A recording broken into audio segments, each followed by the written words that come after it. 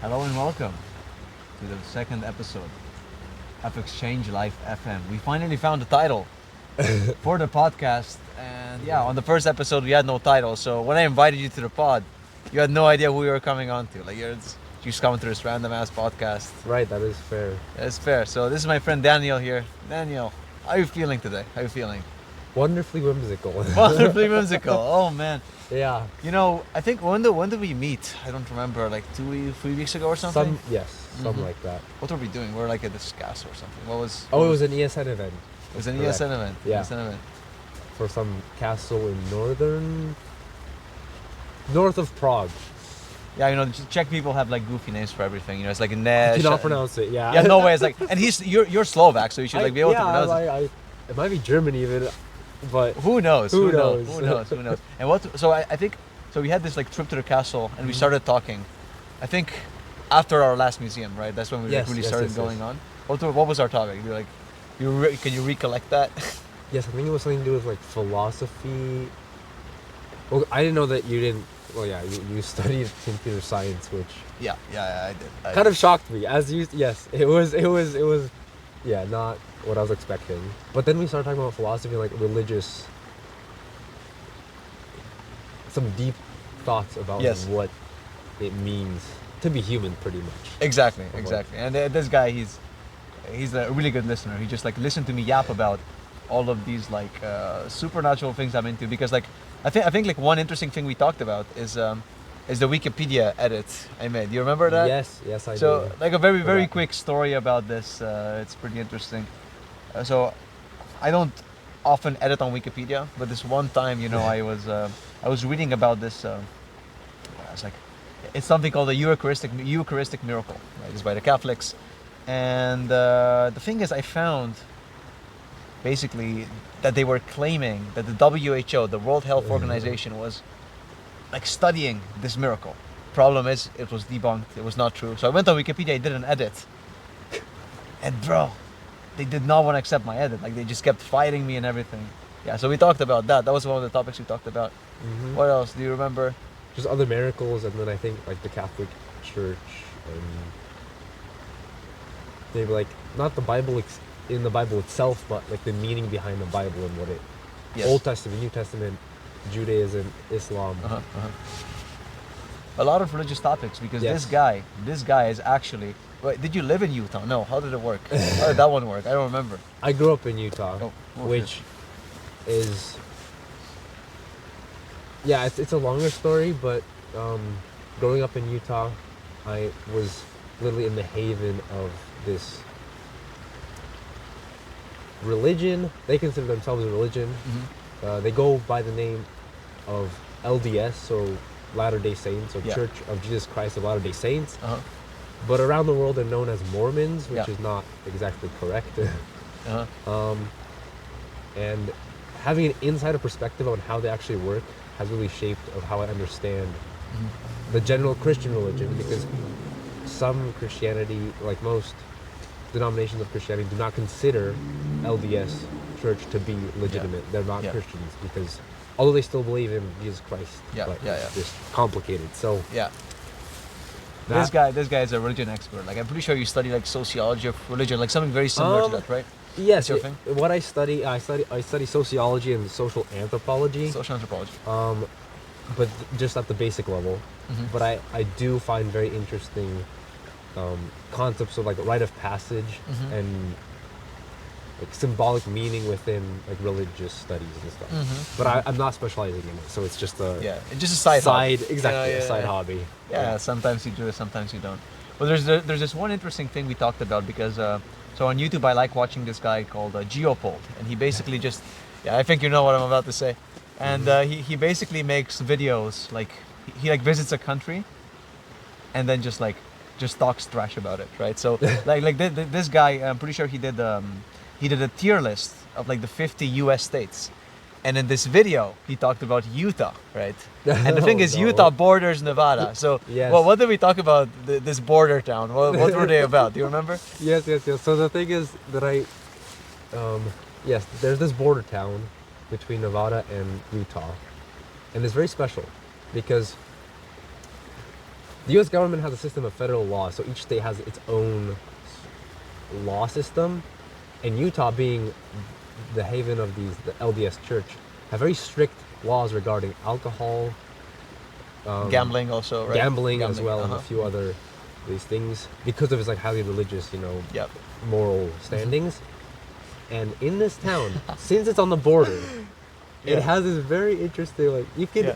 you see where the border is very Yeah. clearly because of Yeah. where what stores are. Like you have the Utah Yeah. part, very clean. There's like no liquor stores, Yeah. nothing. And then one step over, and you're Yes. just in the haven It's of like, it's like 5 casinos, 3 Yeah, shooting exactly. ranges. Meanwhile, on the other side, there's like 5 little nice churches, Exactly, a hospital, yeah, a little yeah. clinic, Yeah, But exactly. the thing is, not only did I hear about this in the video, this guy actually went there. Daniel, I've you been to actually the- went there. Yes, because if you want to go to Las Vegas from Utah, Yeah. you usually go through this little town. Uh-huh.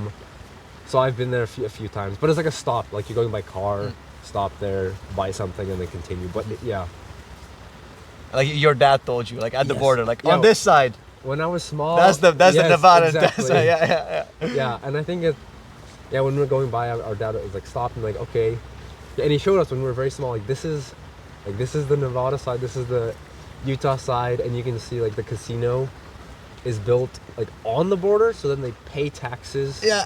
to whichever state they want for it to be cheap. I don't know if that's true or not, but like Dude, that's honestly really smart if too. Really I smart. know, really I know, smart. I That's know. really smart. That's really Yeah. smart. Yeah, so that's it about the town on the border between Nevada and Utah. And yeah, we did a slight modification of our positions here. We moved the bag in the middle so you can So we hear can us hear us clear. better. Yes, You can hear us yes. better.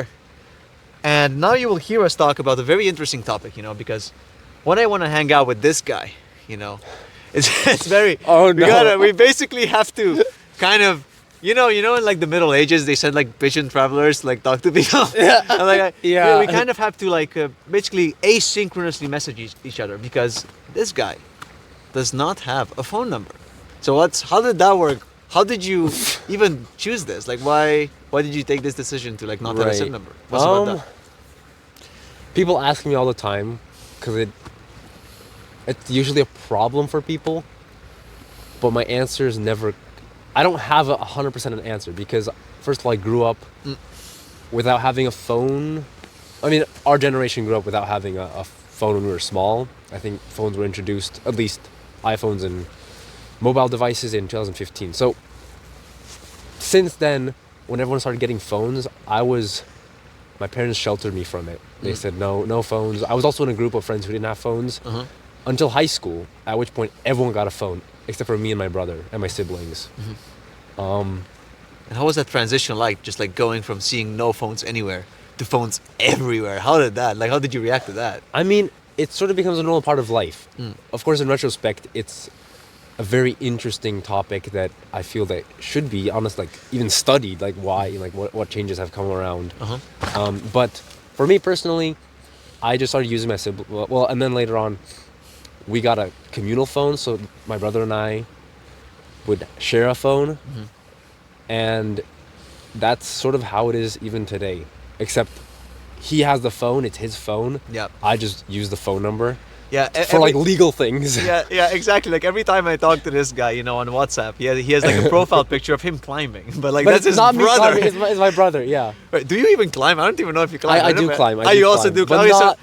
Yeah, okay, but it's not me on that picture, and it's not. But mine. like spiritually, symbolically, that's also you. yes, you Okay, could say so that. so, yes. so we're good. Here. So we're good here. And how did? So you're saying you arrived in high school, everyone had a phone, and how did you like fit in with like no phone at all? How did that work? Okay, I mean, Okay. at that point it was mostly. It wasn't really communicating with the people via the phone. It was mostly just for like emergencies and the usual. Although the first time I found out it being a challenge was in university, because that's where you meet new people. They ask for your contact, and I'm like, I'm sorry, I just have email. Yeah.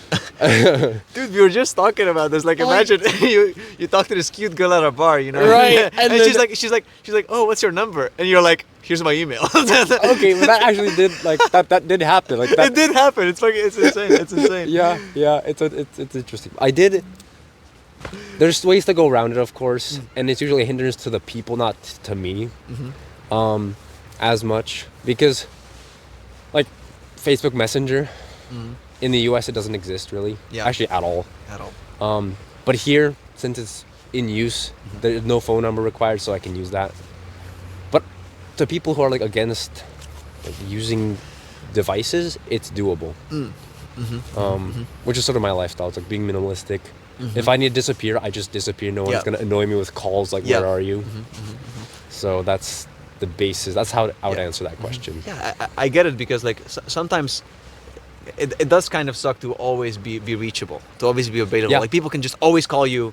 You're just trying to relax. Maybe you're outside. You're like on a bench. Maybe you're here, like sitting down. Someone messages you, like your attention instantly goes Right. to the phone. Right. It's a distraction. It's a real distraction these days. It is. Yeah. Okay, so you had this experience, no phone, no phone. I mean, no SIM card, Right. SIM card, anything. Do you think, if you had to like pinpoint something, did this affect you positively in some way? Like, did it allow you to like develop in different ways from other people in a good way? Do you think? I would say yes. At least what I see when I compare myself, because I don't know how it is to have a phone. Yeah. Or to have, not a phone, I have a physical phone, but I don't have a SIM card or anything. What I see is that I use the phone only when I absolutely need it.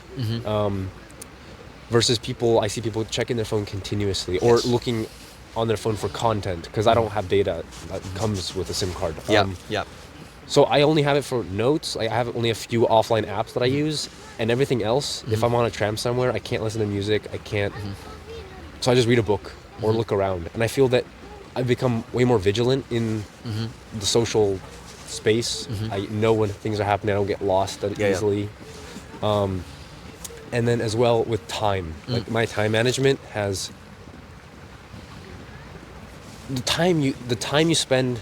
How do I say, like the time that I see people wasting on that device, I don't waste at all. I see myself using it productively in other spheres which I consider normal. Right? So using your time more productively, you think like that's one more of the productively at least as I can compare to other people. But for me, it's normal to use it that way. So maybe it's maybe I'm realizing myself if I can compare more productively than other people, but I'm not sure because I don't know how they exactly see that.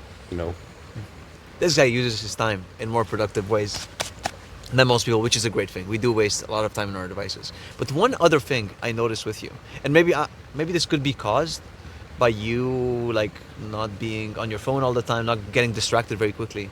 You're a very good listener, right? Like now in this interview, you're the one doing the talking, Of course. Right? But usually, I do feel that you have a vibe which like kind of is very conducive to just like talking. You feel very comfortable because you ask follow-up questions and everything. So I'm curious, like, is this something that like you kind of learned, you studied, you tried to become better at because you were bad at it? Like, how did this develop, you think? I mean, it's natural to me. I've never really worked on it. And the few times that I've been to some class or some course on how to actively listen or whatever they're called, it didn't really change anything because I was already doing it pretty much. I think it stems from the idea that you truly want to understand the person that is in front of you and make a connection with them instead of trying to impose your views on them. So just being as open as possible. So I think that maybe stems from my philosophy of life and other people. But it's just natural to me, so there's no way I can... What do you mean your philosophy of life? Yeah. Because everyone has sort of their belief system and stuff. But I consider my life philosophy to be quite unusual. Well, not unusual, but from the general population, it's maybe a little abstract in the sense that it's very minimalistic. So one thing being, the phone usage, but another aspect of it being the way I don't consume. I don't look at anything as to be consumed. So very anti-consumeristic sort of view. Yeah, we went to a mall one time. We entered a mall, and this guy was like, "Oh, And I reacted the same way. There's something Yeah. about malls that's like I just don't like the vibe. Like there's just shopping everywhere. Like I don't understand how people can just like, oh yeah, let's go shopping this afternoon. Like that's incomprehensible to me. Like Yeah, what's going on there? Yeah, no, that's I have a repulsion against it. Yeah. Which, yeah. So that's another thing. But But this thing about like your philosophy of life when it comes to people, like because one of the because I kind of have a different thing from you. For me, it wasn't very natural to listen. This is like a skill I had to like work on a bit, and I started working on the skill when I realized I kind of have a like a duty to listen to people because very often people are not heard, and not being heard is absolutely like atrocious for your mental health. It destroys you. right. So right. do you also have like a similar philosophy? Like do you like sometimes feel, hey, I kind of like maybe you don't feel like listening, but you listen because you want the person to feel appreciated. Like do you ever feel you do this? Yes. I think that's sometimes that goes to my own pearl. Like sometimes I put myself in situations where I feel myself not being heard because I listen to other people. But yes, this stems. This is my life philosophy. Is that I see everyone as good individuals. I've never met a person that I would actually hate. Yeah. You have no enemies. I have no enemies. No Literally, enemies at no all. one is an enemy. Like who could? No one. Like even a person. Yeah, I've never met anyone who's gonna kill me. So that's out of the question. But like no one that I've ever met. Will you find out who's gonna kill you? Of course not. Like it's, Right, It could exactly. be, There's be no- anywhere. It could be here. It could be me. Who knows? Right, It exactly. could be me right now. So while I don't see that, yeah, everyone is just a good person, and I want to give them. I want to see who they truly are, and the only way how to truly see a person is if you listen to them. Yes. Yeah. That's crucial. That's crucial. So that is the wisdom I have from that aspect or point of view. Okay, so talking to people, moving away from that, let's combine a few of the topics we talked about because you talked about listening to people, and you also talked about all of this like religion stuff you're into researching. Right. You did tell me a story. When was it? Like it was like a week ago. We were going to like this kind of dancing class. Yeah. There's this like dance, like type of dance that's like common across Europe called Balfolk. And the idea behind Balfolk is they basically just come together and do like a bunch of dances Group from all of dancing Europe. Right? or- yes. And that was so much fun. You It remember? was fun. Yes, That was I'm so glad so- you took me because Yeah, I yeah, would yeah. have not gone. Yeah, it's very traditional stuff. So like it's I don't even know how to describe it. I don't It's know. like folk Like dance. you dance. Like sometimes you dance with your pinky. Yes, Like you yes. just like go in a circle, like go in and out and in and out. It was so much fun. But before that, we did talk about something. Oh yeah, you told me Right. this story where like you were what was it? You were going to like hang out with your friends, but then you ended up Yeah. talking to this guy on the street. So what was that Yes, about? yes, Tell yes, us the yes. story. I sort of phrased as an allegory to Marius, but it was a story that happened a few months. It was in Prague, and me not having a phone, I ended up trying to meet a group of friends in Prague at a bar, but they changed the bar while I was traveling there, so I got to it and they weren't there. So I told myself I'm just gonna wander, sort of use by heart wherever I go, and my feet took me to this I ended up on Venceslav Square, and there was a guy playing this instrument called a handpan. It creates this like contemplative, meditative music. What's a handpan? A handpan is this it's like disc-shaped bronze or not tin, but it's like a bronze disc-shaped instrument, and you have these little pads on it, and you tap on it, and it makes this like vibrating sound. Ah, okay. Okay. They're really nice to listen to. You can get lost in the music so easily. Yeah. So of course I stopped by. I was listening to him for like 45 minutes, just standing there, Completely locked in. completely locked in. Yeah. And then when he finished, I approached him and started talking to him about it. And he said that he's making money. He doesn't have a job. He's making money. He's living an alternative life, which I found interesting, of course. And then it resulted in me finding out more information about him, about what he does, and then being invited to this like meditative gathering. That one's insane. That was insane. A few weeks later, Yeah. in some tea house somewhere in Prague. But And before the tea house, I'm curious. Like, I'm not sure you told me this, but what did you talk about with the guy? Like, what were the topics you were talking about? Because, like, Right. from what I understand, it was kind of like a pagan thing. No, I don't know. It's yeah, it's usually branded as New Ager. It's New pretty Ager. much a mix of different religious, not even religious, like spiritual things. Me being versed in that, I actually could speak with him about it, so I knew what was going on. So you talked about like New Age stuff. Like I know, like I know that like the biggest New Age movement is something called Wicca, right? Have you heard of that? Yes, one? I know. Yeah, I know what Wicca is. Is is. it similar in some way? It sort of leans over it, but his view on because it's very individual. Like this New Age movement is very individual. Wicca's like being like a witch, which at the gathering there was like a white witch you could consider. White witch, that's like the good witch. That's a good witch. Yeah. They usually so do, healing like, spell, not like killing people. No. No She like poisons. cleansed. Okay. Yeah, like they clean the chakras and stuff like that. Okay. So when I actually went there, she did that, and I was like, Oh, cool. oops. Yeah. But we spoke about what was it? Yeah, like his worldview. He was telling me about how meditating. If people meditate in small groups around the world, we can create this like network of meditation. Yes. To create a better world, like better, Mother Earth, globe, whatever. He even had a book which I read like the first chapter of. There's the book that he gave you while you were talking, right? Like Yes, while he was backing up. While he was backing up, I was listening through it.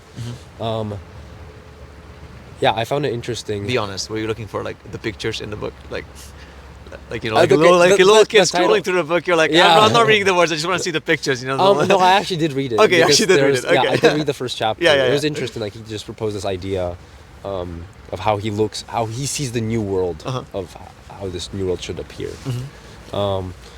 But we ended well, and then he was asking me like, oh, what is my attachment to the spiritual world or life, or however you could say it. And I was explaining to him like, I know some theory, but that's it. I don't have no practical anything. And he says this while looking exactly like Jesus. Like, what the hell? Like, you look at this guy. It's like, yeah, I'm not spiritual. You're literally Jesus. What are you talking about? Yeah. I still consider. Yeah, that's fair. My appearances do say another story completely. You might have been worshipped a few times. And I have been worshipped. You may have been. I've been named so many times. Yeah. I laugh at it. I think it's hilarious. Yeah. Anyway, so and this guy worship, asked yeah. you like, what's your connection to the spiritual world? And then what happened? And that's how we just got closer, and he's like, okay, you should come to this thing. And then you that's went how to the thing. And then I went to the thing. Yeah. And how was the thing? What did you? So you entered this like, I think it was like a cafe or something like. Yeah, it was a tea house. Tea, like tea house. Czajownia would be in Czech. And it was music, different types of music. There was a group of people, and there was like candles in the middle. And this specific event was about like meditating for goodness to like North America, or like Americas. Like, I think it was North America. And he does this for each continent every few months. So, this, yeah. And I was like, perfect. Okay, so I came there and it's like, okay, light 1 to 3 candles, and you put them in the middle, and then throughout, it's very organic. So there's no program, nothing. You just appear there. There's a few people with like drums and instruments, and you just, whatever they felt they wanted to play, they would just play it. Same with singing, whatever. And that was the first time I actually felt my thoughts disappear at one moment, which very few people experience, because people think in thoughts, right? Like codifying everything they see, classifying it, categorizing it. But that's the first time that I actually my thoughts melted away completely. And then even afterwards, I got a flash of like a picture that I drew while seeing it in the state. So I feel that there is more to the human being than just the material world that we consider ourselves to be in, you know? That's such an interesting story. Such an interesting story, because like when I told this story in my first episode, I'm pretty sure you've seen this, of me going to Scientology. Yes. Like to this church of Scientology. But in my case, I mean, like I did want to discover more about them, but like I wasn't, I mean, I didn't really believe any of it. Right. In your case, it was a bit different, because they were actually like not as bad. Like they're not crazy. No. Like I was open to it, and that's the point. Is you got to be open to this.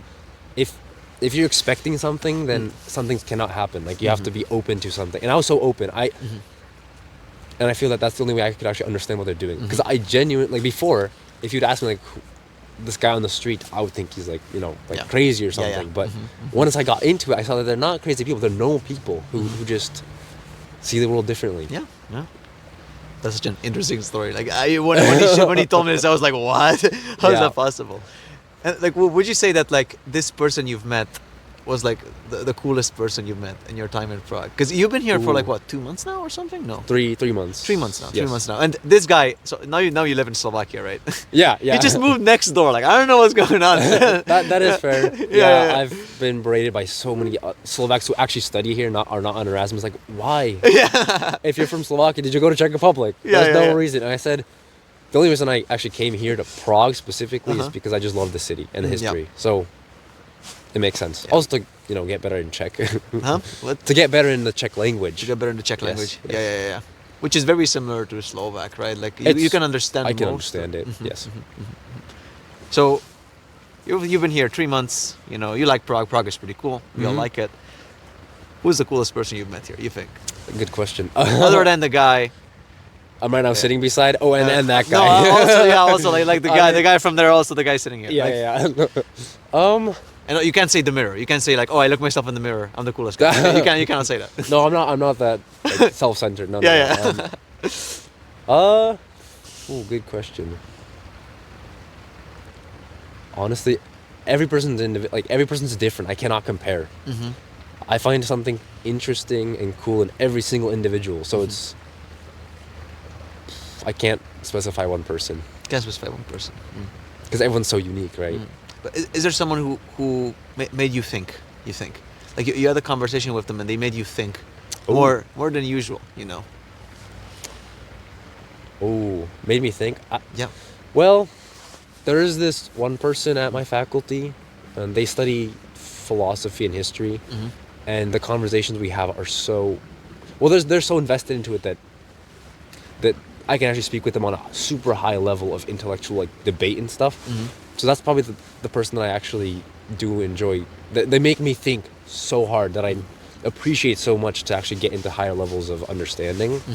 And then the person that actually I spoke with them the first time, and I did not know what they were studying, and they did not care what I was studying. That's like the only person that I think does not ask you what you study, because everyone asks that, you know. Oh man, you know what I'm talking about? Yeah, it's exactly. really annoying. It's so annoying. It's so annoying because like I did my Erasmus in Warsaw. I think I'm pretty sure oh god, you mentioned I must have like been asked that question, and also I'm also guilty. I also ask it. Okay. I mean, yeah, that's the way we can classify people, but yeah, because like I've been asked this question so many times. I also ask it because it's like I tried not asking this one personally, and the thing is, not asking it kind of makes you weird, and it like the conversation kind of stalls very quickly. In my experience, like I try to do like something different, like hey, like what are your hobbies, instead of asking like what do you study. Right. But it's always like it shocks them because they don't expect right, it. Exactly. But this guy you're talking about, he did not hit you with the what do you study. No. They were just like straight up like philosophy and stuff. And then we ended up talking about their theory of like the self and stuff. And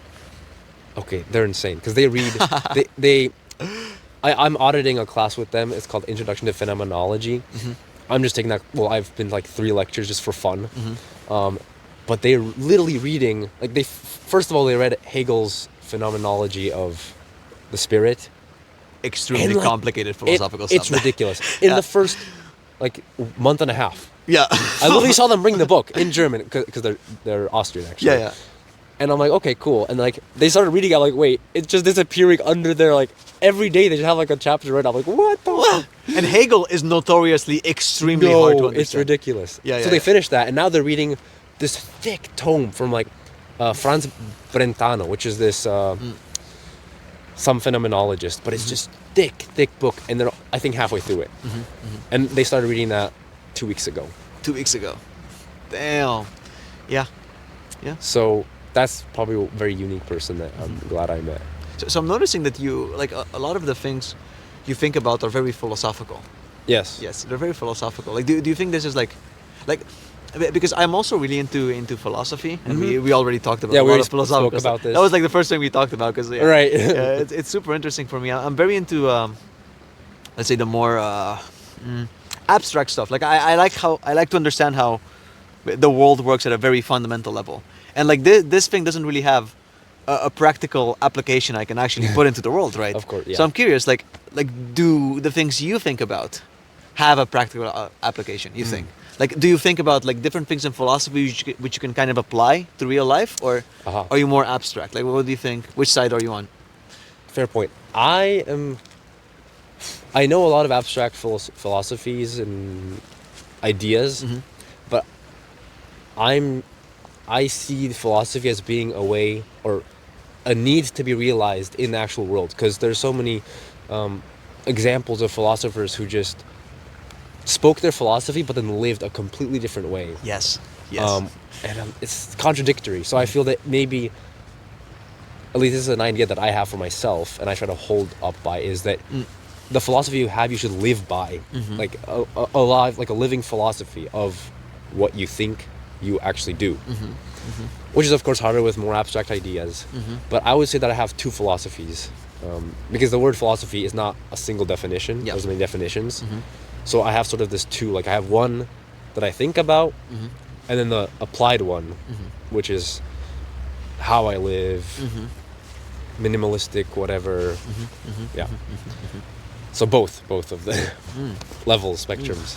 And has any book you read or like any conversation you've had a direct impact on your life? Like the next day you decided, oh, I should do this. Because like before, for example, I was talking, in my case, it was the philosophical realization that I kind of have like a duty to, let's say, to listen to other people, to make them feel appreciated. So like in that case, like a philosophical idea kind of brought to like direct action. So I'm curious, did this happen to you in any way? Huh. Not with a specific example. Not really. Although, I don't know if I should mention this, but I guess I will. Go for it. Because there is a philosopher, Austrian, but in Germany he's very controversial because of like the different. Okay, his name is Rudolf Steiner. He's a very he's created this like Waldorf system and this pseudoscience, like a spiritual science called anthroposophy. Anthroposophy. Yeah. Well, that's what you're into, right? That's your. That your is field my. I would say that's my like theoretical. Yeah, that's like my basis of spiritual understanding. It comes from him. Yeah. He's contradictory because of. It's like it's like alternative everything pretty much. Yeah. But the things he speaks about, and people don't know people think he's like a crazy like occult spiritual whatever. In reality, he was a philosopher.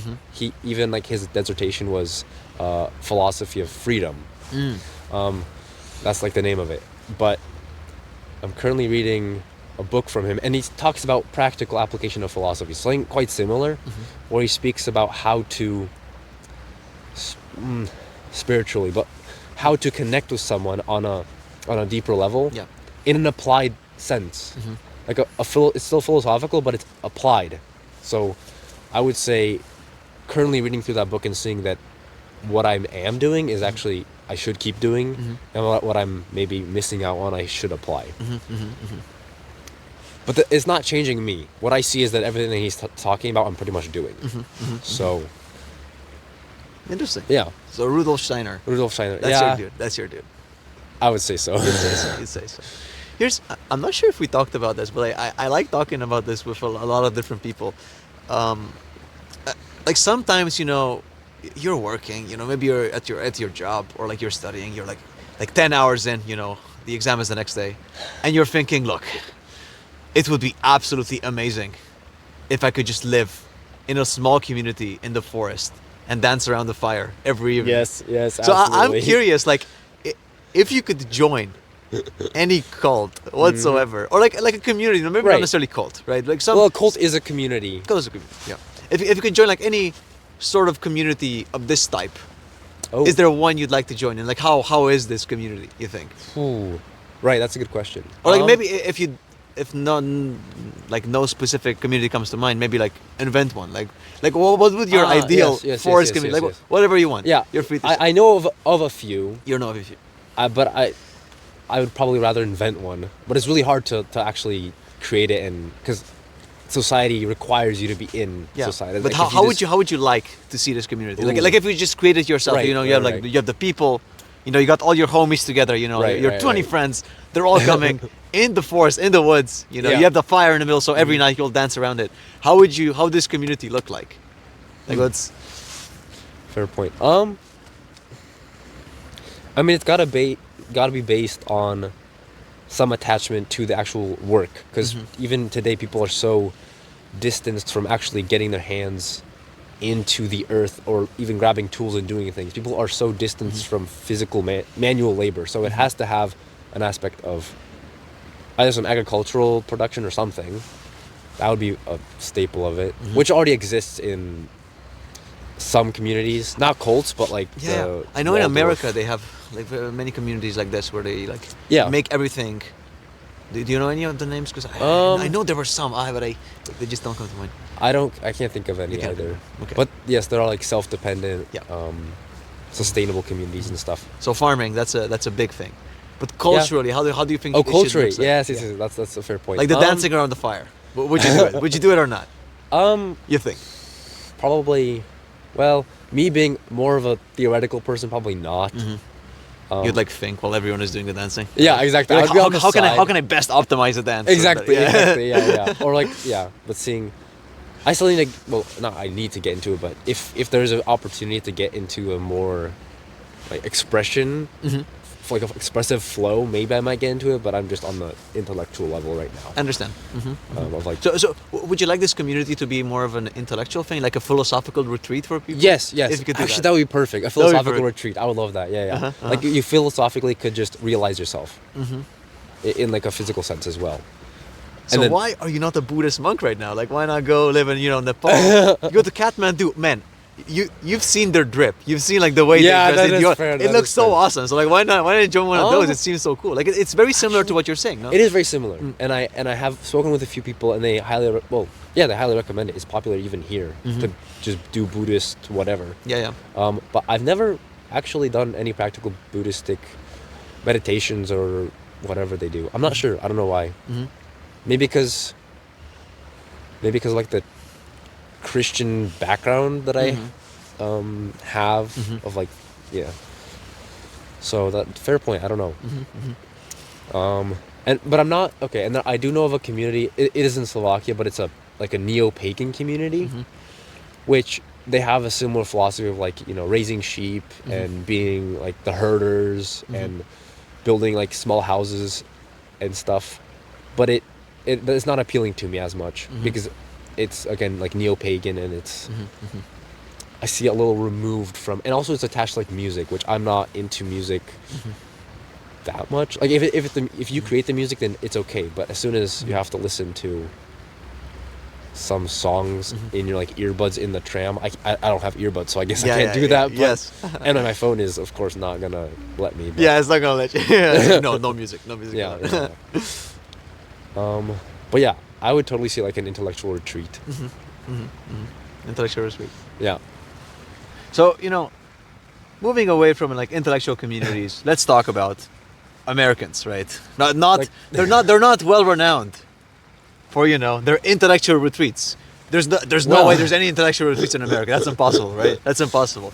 So, but talking about Americans, I'm really curious because you've lived in both America and Europe, right? Right. You did both. So this is something I very often talk about with people because I generally like Americans a lot. I think they're like very, very nice to talk to because they're very curious, they're very good at making conversation. But to some people, this comes across as fake. So do you think that like Americans are real nice or fake nice? what do you think, having lived in both? Funny. Yes, right. There's certainly cultural difference between the two. Well, two. I mean, it's various. It changes, but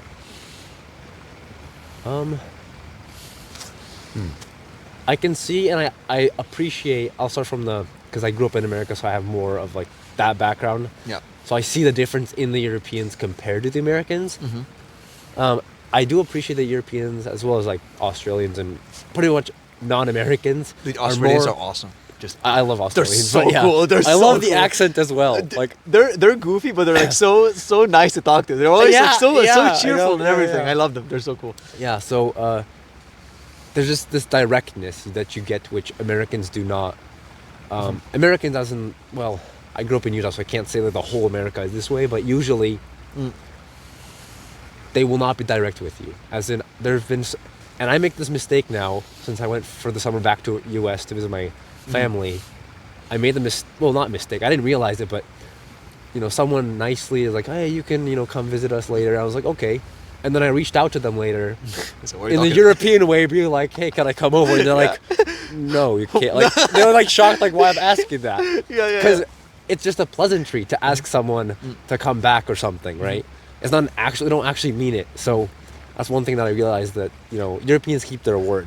But do you think that they do it, like, because sometimes it can be a pleasantry, in the sense that how can I say it? Oh man, how can I say this? Like sometimes you do like this pleasantry thing. You like you like tell someone, oh, whenever you're in the same city, like call me, right? Right. And but it's not like if they don't call you, it's not like they're doing it because they're bad, right? They're simply just a pleasantry, something you say. Yeah. Do you think that Americans kind of like think about it? They're like, oh, I'm gonna get more social points if I tell this person they can come to my house, and that's why they do it. Like, do you think they do it kind of like maliciously, or do you think that they do it like just a pleasantry? It's not malicious. I think it's just inborn. Like you just do it because everyone else does it. Yeah. But you don't actually mean it. And that's why when Americans come to Europe, they're shocked of like how Yeah. people are direct. Like if some, and this is, it also is back, if you don't like something, Americans will not tell you, like you're not told it into your face that, hey, I don't like this. They sort of like try to go around it, or they just ignore it and stuff. But in Europe, you're told in your face, like, hey, this is not okay or whatever. Which, in one way, is good because you know what the problem is. I In like another it. way, That's why I like it, because exactly. But But in like the other way, it's like, oof, that's yeah. Like in my harsh. case, this is something I noticed I do a lot, and I try to change. I was very accusatory. Like when someone made a mistake, I basically pointed the finger at them. Bad thing you did. Don't do that again. But when I notice that when people do this to me, I'm always like, oh no, like I kind of start to like resent the person who does that a little Right. bit, right? Because I don't want to be told I'm doing something wrong. It just feels weird, right? So like a thing I started doing recently, which I guess is what the Americans are doing. Like let's say, I don't know, an example. Let's say you're working on a group project and it goes bad because basically someone else did something bad. Like let's say they forgot to like submit it, right? So one way to like let's say assign the blame is by saying, hey, you assigned it late, next time don't do it. And another way, which is what I do now and the Americans also do, we submitted the assignment late, let's do differently later, right? Let's try a different thing later. Yep, Right? yep. So you shift it to you shift from that to we, right. right?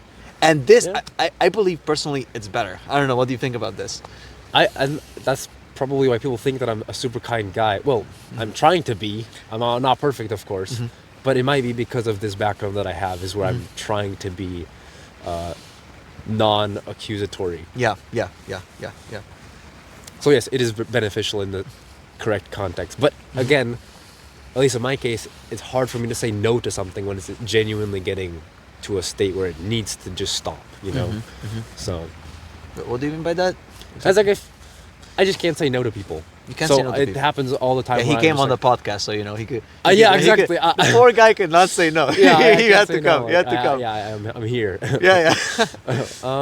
But why do you mostly- find it difficult to say no to people? Like, what's up Because with I just that? want to, whatever, like, I only listen Slovak, but it's like more like being open to people, thinking about all good, and I want to not help the person, but like, I want to do good to the person that they're, they want to, they want my attention, so I will stay with them. But if that goes beyond, if that goes to a limit where I'm getting negatively influenced, and that's where it's like for me not good. Mhm. Right? But and I can't say no, so that's where it's detrimental to me. And have you ever said yes to something which you like regretted? Like you're like, oh, why did I say yes to that? Like, does that happen to you often? Ever even? Like sometimes you kind of like you just, oh, why did I do that? Yes, that's happened a few times. Uh-huh. I can't think of an example. Usually, I can't think of an example, but I can think of examples where there's times where I should have said something, but I didn't, and then I regretted it. A little different situation, but it's similar. Yeah. It's pretty much like my indecisiveness. Indecisiveness. Yeah. But Yeah. Okay, so difficult to say no to people. That's like that's something I have, which is very similar. I basically cannot say no to a night out. Like if someone asks me, it's like let's go Right. somewhere. Just yesterday, but in this case I wasn't forced. But it should like give you an idea of how prone I am to saying yes to things. Yesterday I was invited to like a football match by one of my let's say co-volunteers in ESN, and he messaged me at like 4 p.m. for a football match just at 6 p.m. and I was like, yes, let's go, right? Because I think that like saying no to things kind of like gives you less experiences in life. Just saying yes, right. just like showing Exactly. up, just Yes, showing up. yes. Do you also do this because you feel a similar thing? Like you don't want to totally lose agree. out, kind of, right? Yeah, that's a good way to put it. Yeah. I didn't realize it that way, but yes, I agree. Yeah. So we always say yes to things. Yeah, I'm glad I can relate to you. Yeah. And then you can relate to me as well. So. Yeah, we can relate to each other, and I mean, I guess we talked about enough topics. We went from Oh, cults, yeah. we went to friends, we went to saying no, we went to everything. Oh, we went to like Utah, Nevada, Right, we casino, went the back, casino yeah. town. I think the only proper way to end this podcast, because I did promise, at the end of every episode we will try to have some sort of game. But the problem is we don't have the best setup here for a game. I don't have any board games with me. I'm pretty sure there's nothing in my bag. So we will have to settle who is better at rock, paper, scissors. Oh, I love the simplicity. Let's We go. will do a best out of. Let's do a best out of 3. How do you think? Sounds Or best good. out of 5. How about that? Yeah. So we can keep it a bit longer. Best out of 5. I'm gonna Yeah. take my gloves off for this one. Cool. Okay? Also, one specification, because in the Go. U.S. it's rock paper scissors Yeah. shoot, Oh, we can do that. So or okay. the normal like the European version. No, like let's rock, do paper, yours. scissors. Rock, paper, scissors, shoot. Shoot. Okay, That's cool. good. Cool. Okay, Yeah, okay. good Let's do like a test run. Okay, Yeah. just test it. Rock, paper, scissors, shoot. Okay. Luckily, that did not count. That did not count. That did not count. You're on the good side now. Yeah. Okay, so best out of 5. Okay. 5. Let's Okay, start. 5. Okay. All right, let's get it. Rock, paper, scissors, shoot. 0-1. Okay. Rock, paper, scissors, shoot. Rock, paper, scissors, shoot. Rock, paper, scissors, shoot. Rock, paper, scissors, shoot. Oh no! No, 0-2. No way. Oh, you gotta pull it together. I really gotta make a comeback now. Okay.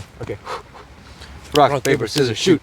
Rock, paper, scissors, shoot. Oh no, 0-3. Oh no! It's a disaster. Am I reading your mind? But I kind of expected to win, to get some aura from this You're whole losing episode. aura right now, I'm bro. losing so much aura right now. Okay. 0-3. Okay, let's go. Rock, paper, scissors, shoot. Rock, paper, scissors, shoot. Oh, you got me. I gotcha. Nice, 1-3. nice. Rock, paper, scissors, shoot. 1-4. Okay, I gotta get 4 in a row. Oh no. Okay. I'm gonna put my glove on for this one. Okay. I'm gonna get aggressive now. Yeah. All right. Okay. Rock, paper, scissors, shoot. Rock, paper, scissors, shoot. Okay. Oh, nice. 2-4. Nice. 2-4. Yeah. We're close. Okay. Rock, paper, scissors, shoot. 2-5. Daniel, you kicked my my butt. Okay. You kicked my butt at rock, paper, scissors. Nice. Good game. So I'm really happy to have had you on the podcast. Thank you. And maybe you'll come another time. Maybe we'll talk Maybe. about something else. And yeah. Perfect. Thank you very much for watching. Thank you And for. goodbye, guys. Bye bye. That's the episode. We got it. We got Super. it.